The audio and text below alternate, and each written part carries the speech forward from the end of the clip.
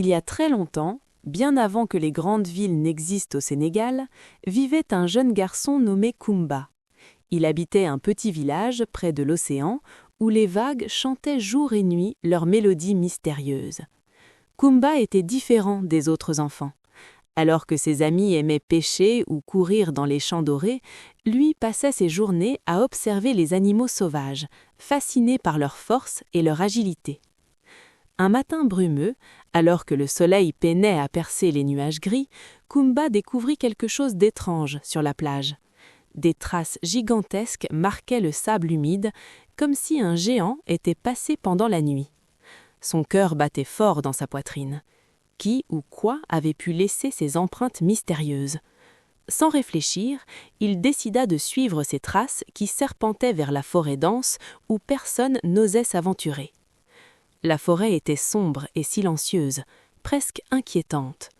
Les arbres centenaires formaient une voûte au-dessus de sa tête et seuls quelques rayons de lumière perçaient à travers les feuilles épaisses. Koumba avançait prudemment, ses pieds nus effleurant les racines tordues qui sortaient de terre comme des serpents endormis. Soudain, il entendit un grondement sourd qui fit trembler le sol sous ses pieds. Son instinct lui criait de fuir, mais sa curiosité était plus forte que sa peur.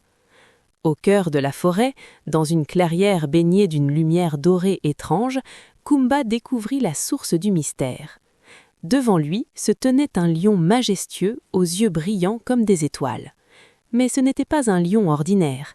Sa crinière scintillait de reflets argentés et autour de son cou pendait un collier fait de coquillages anciens. Le lion le regardait avec une intelligence presque humaine, sans montrer la moindre hostilité.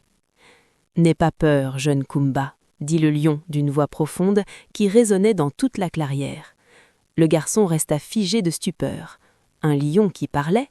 Était-il en train de rêver? « Je suis le gardien de cette forêt depuis des siècles, » continua le lion. « J'ai observé ton village et j'ai vu en toi quelque chose de spécial. Tu possèdes un courage rare et une force cachée que tu ignores encore. » Koumba trouva enfin sa voix, tremblante mais déterminée. « Qui êtes-vous vraiment et que voulez-vous de moi ?» Le lion s'assit majestueusement, sa queue balayant doucement les feuilles mortes. Il y a longtemps, les hommes et les animaux vivaient en harmonie. Les plus sages d'entre eux apprenaient à combiner leur intelligence avec la force de la nature. Je suis ici pour te transmettre un savoir ancien, un art qui a été oublié, l'art de la lutte sacrée. Les jours suivants furent les plus extraordinaires de la vie de Koumba. Chaque matin, avant que le village ne se réveille, il rejoignait le lion dans la clairière secrète. Le lion lui enseignait des techniques mystérieuses, comment utiliser la force de son adversaire contre lui-même, comment anticiper les mouvements, comment rester stable comme un baobab face au vent. Mais surtout, le lion lui apprenait que la vraie force ne venait pas seulement des muscles, mais aussi du cœur et de l'esprit. La lutte n'est pas seulement un combat, expliquait le lion en démontrant des prises complexes. C'est une danse, un dialogue entre deux guerriers. Tu dois respecter ton adversaire comme tu respectes toi-même. La victoire sans honneur ne vaut rien. Koumba écoutait attentivement, absorbant chaque parole comme une terre assoiffée absorbe la pluie. Un jour, un danger terrible menaça le village. Un groupe de bandits venus du nord s'approchait, semant la terreur sur leur passage. Ils étaient nombreux et féroces, volant la nourriture et détruisant tout sur leur passage. Le chef du village, un vieil homme sage nommé Demba, rassembla tous les hommes pour organiser la défense. Mais les bandits avaient un champion redoutable, un géant cruel qui n'avait jamais été vaincu au combat. Il défiait quiconque osait lui faire face et personne n'avait le courage de l'affronter. Koumba savait que son moment était venu. Malgré les protestations de sa mère qui pleurait de peur, malgré les regards sceptiques des villageois qui le trouvaient trop jeune et trop frêle, il s'avança vers le cercle de combat. Le géant éclata de rire en voyant ce garçon se présenter devant lui. « Tu es venu m'offrir ta vie, petit » rugit-il avec mépris. Mais Koumba resta calme, se rappelant les enseignements du lion. Il se plaça en position, les pieds bien ancrés dans la terre, le regard fixé sur son adversaire. Le combat commença dans un tourbillon de poussière. Le géant chargeait comme un buffle enragé, utilisant sa masse imposante pour écraser ses adversaires. Mais Koumba était différent. Il bougeait comme une gazelle, esquivant chaque attaque avec une précision étonnante. Quand le géant frappait, Koumba n'était déjà plus là. Quand le géant se précipitait en avant, Koumba utilisait sa propre force pour le déséquilibrer. Le public retenait son souffle, fasciné par ce spectacle incroyable. Le combat dura longtemps, chacun cherchant la faille de l'autre. Le géant commençait à s'essouffler, tandis que Koumba restait concentré et patient, attendant le moment parfait. Soudain, il vit l'ouverture qu'il cherchait.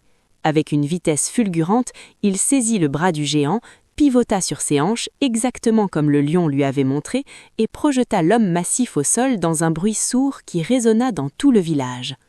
Le silence tomba sur la foule, puis explosa en acclamations joyeuses. Koumba avait vaincu l'invincible. Les bandits, terrifiés par la défaite de leur champion, s'enfuirent dans le désert sans demander leur reste. Le village était sauvé grâce au courage et à l'habileté de ce jeune garçon qui était devenu un héros en une seule journée. Cette nuit-là, Koumba retourna dans la forêt pour remercier son master. Le lion l'attendait dans la clairière, son regard brillant de prière. « Tu as bien appris, jeune guerrier, mais souviens-toi toujours, tu n'as pas gagné par la violence, mais par la sagesse, le courage et le respect. C'est cela l'essence véritable de la lutte. » Le lion toucha doucement le front de Koumba avec sa patte. « Maintenant, va et enseigne cet art aux autres.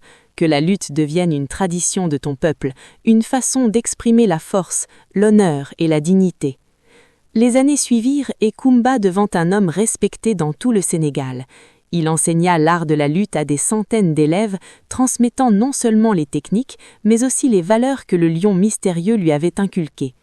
La lutte devint la prière du peuple, un sport où les jeunes hommes pouvaient montrer leur force tout en respectant leurs adversaires, où chaque combat était célébré comme une fête, où l'honneur comptait plus que la victoire.